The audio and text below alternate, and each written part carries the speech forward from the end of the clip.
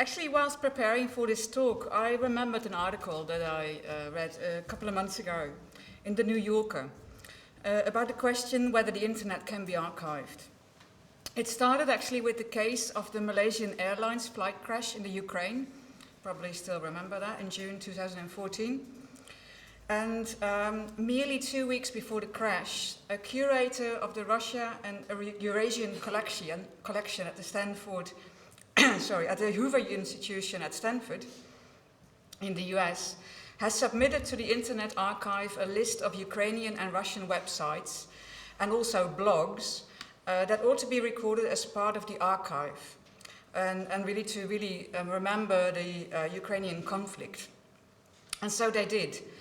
And luckily, I have to say as well, because that way they intercepted and recorded a screenshot of a VK contact. It's a social network. It's a post by Strelkov, a field commander in Slavyansk, about putting down a plane. Within 2.5 hours, though, that tweet was deleted. Oh, well, it wasn't a tweet, but similar to a tweet, and edited out. However, though, the Internet Archive did indeed capture that post, so there is an evidence of the original claim in the Wayback Machine. Now, that's not saying that it's necessarily easy to find it. I actually tried tracing it while preparing for this talk, and I couldn't really trace it. It was a lot easier to just Google it. And it's like, oh yeah, got it here. There we go. Anyway, it's a very good example of what a large institute can do. And however, though, in most cases, it's less favorable.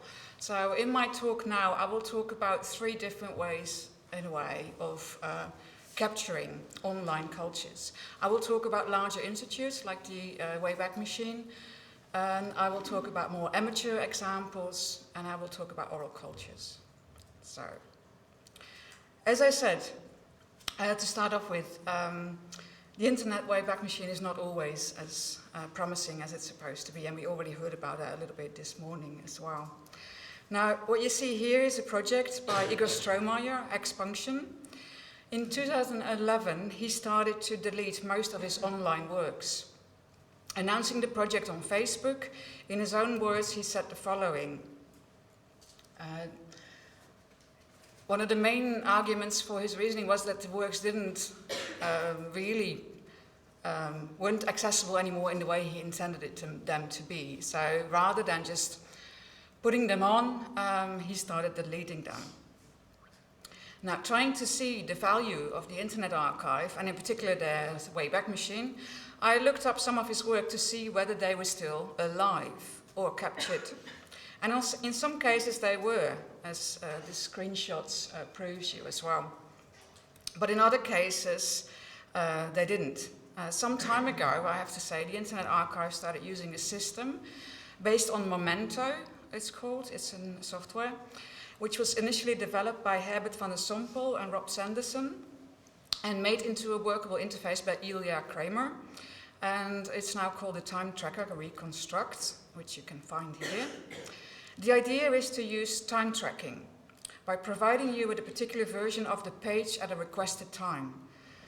Now, whereas this is easy in a system as Wikipedia, because Wikipedia follows everything that's happened online by the minute, by the second, by every change, the Internet Archive, that's much more difficult because they only capture certain moments in time, so it's not as easy to find these things. It only takes snapshots.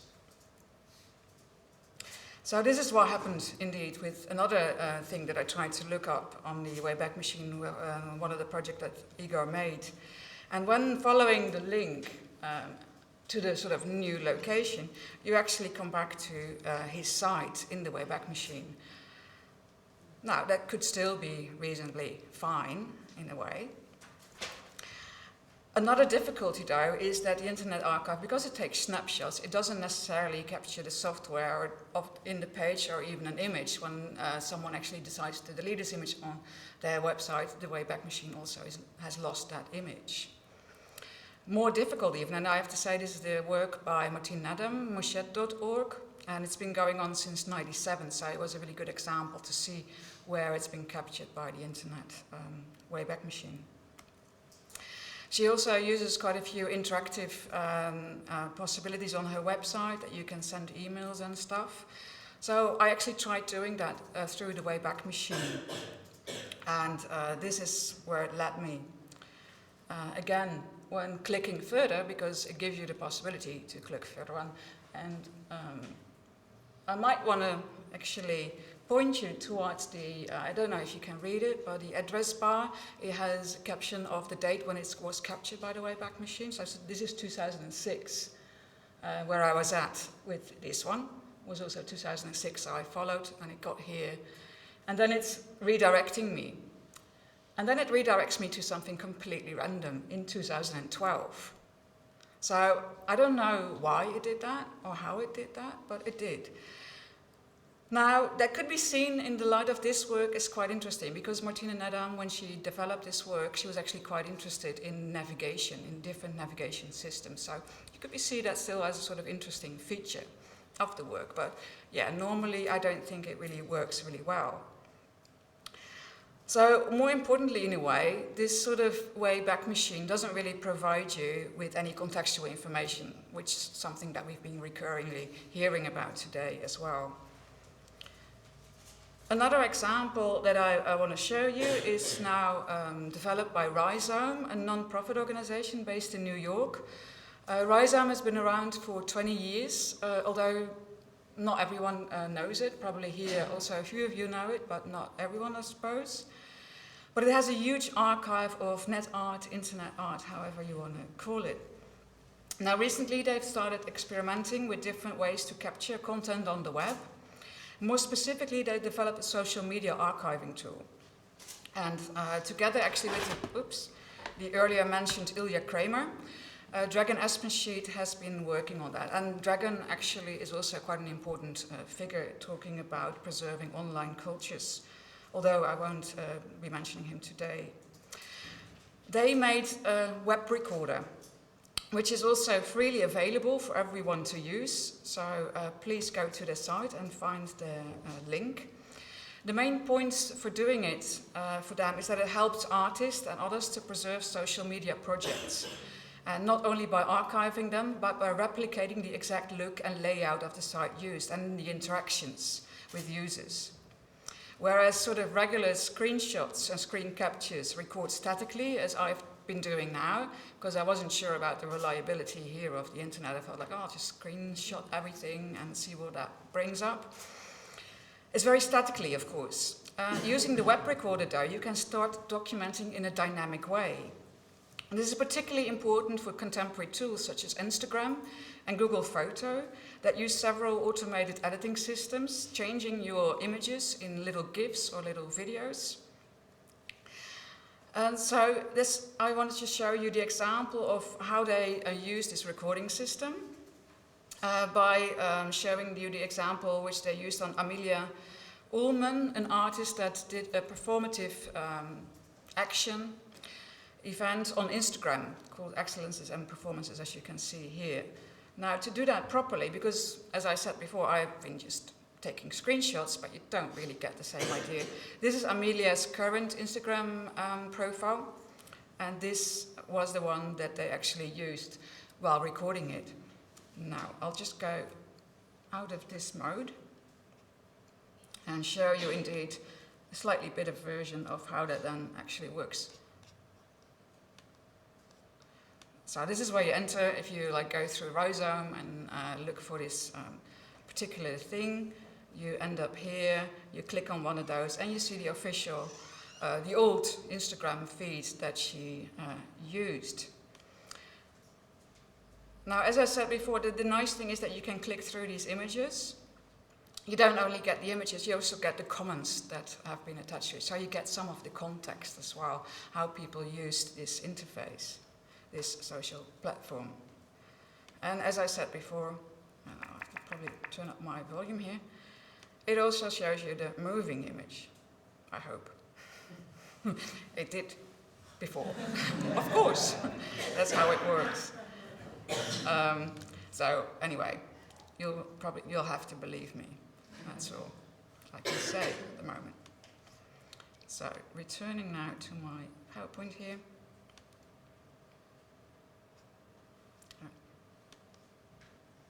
oh yeah, I know why it doesn't work, because I used Tor, which is not the best example always to use in these cases. So, going back here.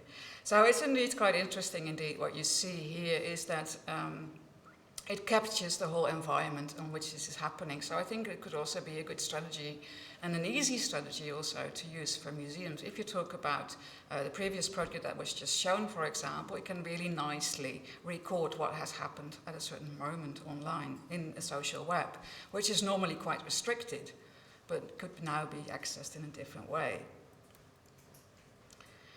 Now here I have a quote of Christiane Pohl that indeed also really refers to that importance of the context, of capturing context. How do you do that, and why is that really important? Now I have to say, although the web recorder is a really good tool to indeed record and document the representation that we talked about this morning indeed, it doesn't really capture the code of it, the underlying code. While we were having the discussion this morning, I was indeed thinking about examples. Well, how indeed do you then capture that sort of live element? How the network really functions, how can you capture that? And I haven't really come up with a good example, I have to say. So I'll be looking for that in the next week. What is mostly happening now is that you capture the look and feel of something, and some of the interactions, but not really the action as such. Another example, and now I'm going more to sort of what I call a very disrespectful amateur projects, because I don't think they're very amateur at all. They're very professional, but they're non-institutional, and that's probably a better word for using it. This is an initiative, the Net Art Database. It's initiated by Constant Dullard and Robert Sikowski. And what they did a couple of years ago, because they were really keen on trying indeed to capture that sort of experience of how do you actually watch these works online. So they've set up this website, and they're asking people to film both themselves at the same time doing a screen capture of what they do. So you have these two different views. On the one hand, on the left-hand side in this case, and on the top one, you see what the people are doing online. And in the other shot, you see someone actually how they are sitting at their desk or wherever, and see how they actually, what their environment looks like. So it's indeed a way of capturing that context, that experience of how do people view online, how do they view these works. And another example that I want to bring up, because we already started talking about networks in a way, and how networks come into being. Again, this is a spin-off in a way of the Mouchette.org I just mentioned by Martine Nedam. And she also, as part of that work, she created a Mouchette network. And it's quite an interesting way also of preserving your work, in a sense, is that next to your own work you create people and give them the ability to use your work in whatever way possible. Although it has to be said that it's debatable how freely this is, because Martine Nedam is quite a strict editor in many ways. It is possible to indeed start using or becoming Mouchette in that sense. Mouchette is sort of, all-time avatar, you could say. This is one of the examples, for example, that took on that idea and made their first page for their for their website in the same style as Mouchette. So creating a network around or as part of your work is a very good way also of preserving your work. It is really then about, though, the specific concept of the work. It's not necessarily capturing that original work, but I believe very much that there is no such thing as an original in digital art anymore. Now, another way a network can function, and again this is referring back to Mouchette.org. At a certain time, Martina made a game, because Mouchette is actually a character in a film and in a book. And on the website, Mouchette.org, she made a game about the differences and similarities between the different characters in the film, the book, and her own character. Or it was only the film and her own character, Mouchette. Now, the deceased director of the film couldn't really respond anymore, but his widow did, with a cease and desist letter, really claiming, well, you have to take off this reference because I don't want your website to be affiliated at all with my husband's late movie. So she did, because she really felt forced into that. However, though, interestingly enough, the story came out and a lot of other organizations started coming up with, okay, we'll copy that part of the website, that part of the game, and host it in our own domain name. So here is, for example, it got communicated through nettime.org, a very important emailing list back in the days, and still, I think. So to me, this is a sort of new way, indeed, again, of preserving. It's you create networks of people that take care of your work. And here is one of the instances, for example, where you can still access that game as well. So this is an action that I've been calling sort of network of care, where people, organizations gather around something and start copying it, start preserving it in different ways, distributing it, copying it. Now, in a very similar way, Italian curator Domenico Quaranta has said the following, that in a digital age, archiving and collecting are no more just an act connected with power, institution, and authority. People can be involved in what they choose to save on their hard disks and to share it again online. And I think that sentence already has very important implications. It's not anymore about just the institutions, it's also about people being online and taking care of these things, at least also caring about these things. Moreover, and more than just collaborating with museums, I think people's archives and collections alone are already worthwhile and likely just as valuable in the future as a museum's digital collection. To me, this is very much a case in point when you talk about that. This is a website called the Temporary Stedelijk, and it's an initiative by Kalle Mattsson and Amber van der Eden, who in 2012 decided to make a website in response of the Stedelijk Museum's lack of attention for digital art. At the time, you might remember that the Stedelijk was closed for reconstruction, and the Stedelijk started organizing exhibitions elsewhere around town in Amsterdam.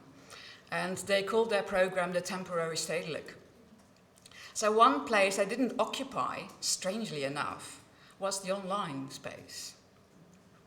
So Amber and Kalle found out and bought a domain name and set up this website, in which they embedded all kinds of websites they thought were important for the history of net art. Now, next to providing context to the works in the form of written articles and interviews, as you can see here, a few of the examples, they also captured the sort of context around these works, next to just embedding them in their website where you could access them.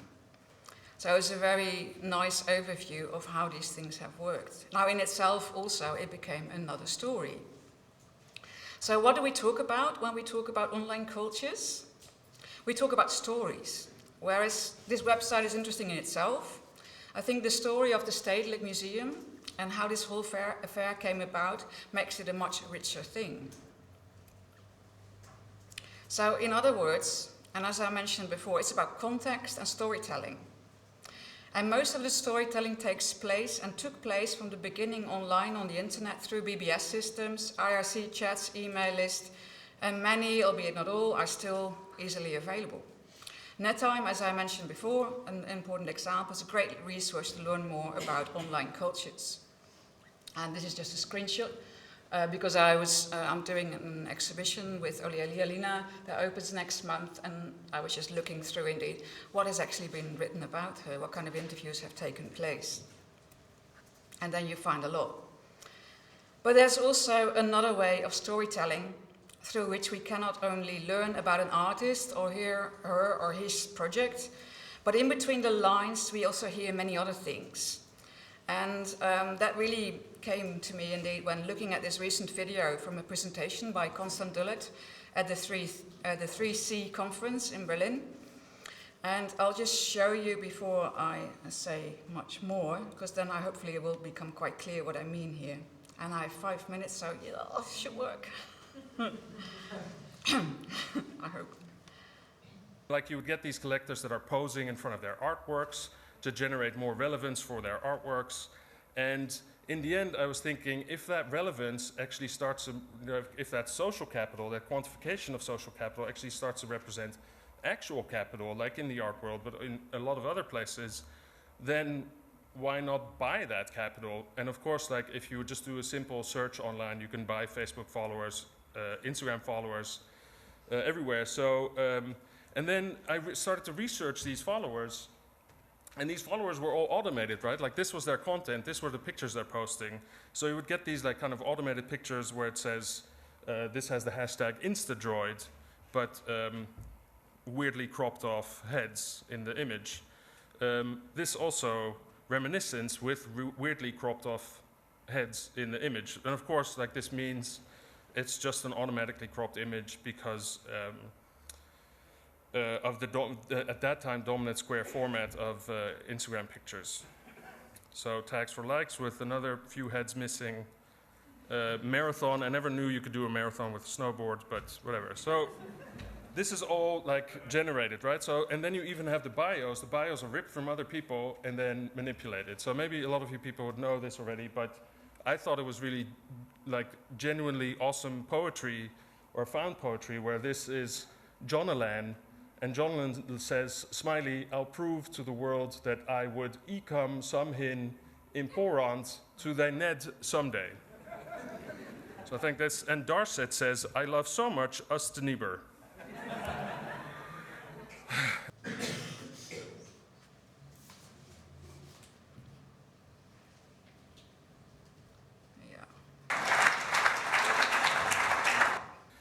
And you know what I did? I thought, like, if I can buy these followers, you know, if I can find Jeff Koons,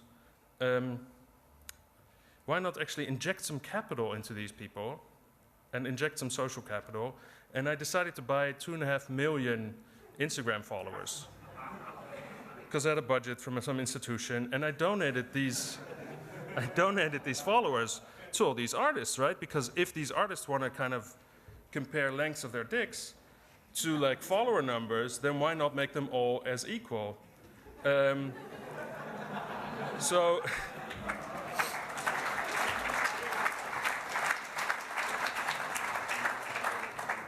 thank you. So Jeff Koons had 100,000 followers. Jerry Saltz, who's a critic, also got 100,000 followers. Klaus Biesenbach got 100,000 followers, motherfucker. Richard Prince got 100,000 followers. This Murakami got 100,000 followers. Jonas Lund, a friend of mine, got 100,000 followers. All these people got 100,000 followers exactly, so they were equal to each other.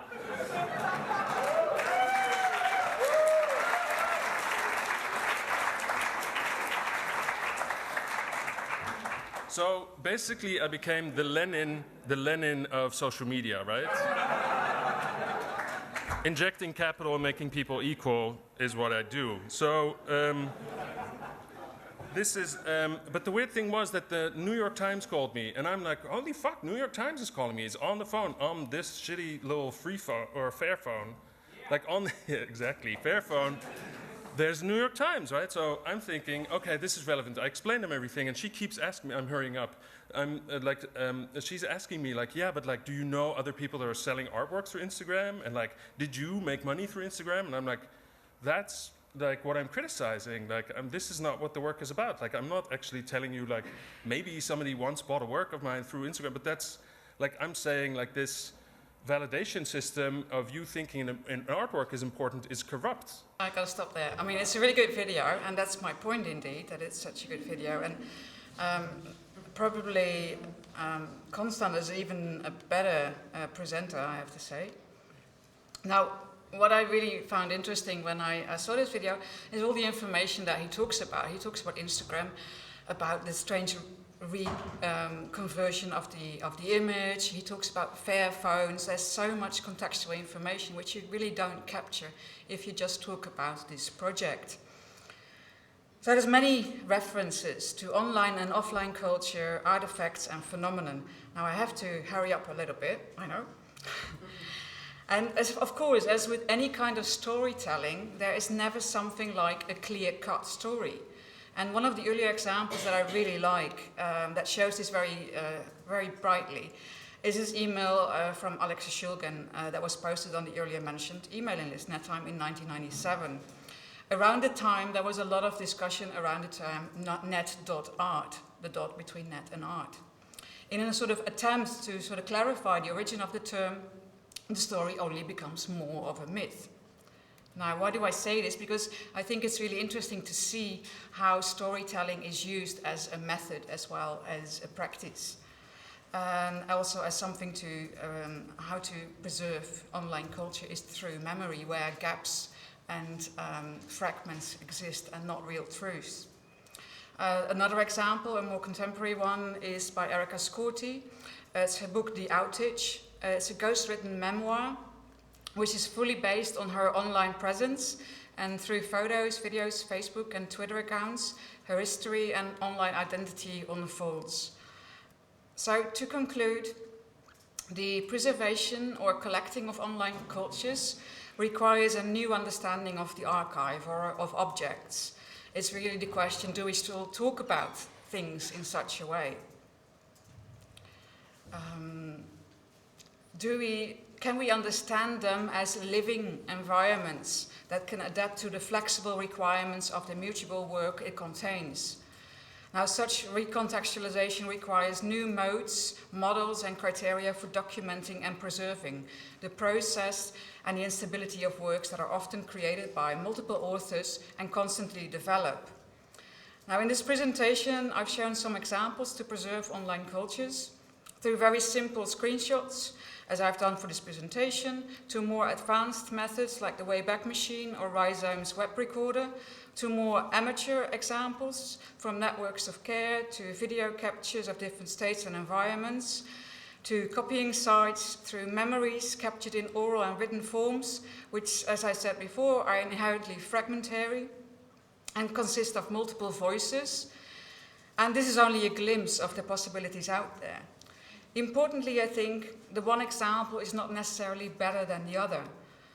It's through the diversity and multiplicity of methods that culture exists and survives, and that we will come to understand what it really is, what we talk about when we talk about online cultures. Thank you.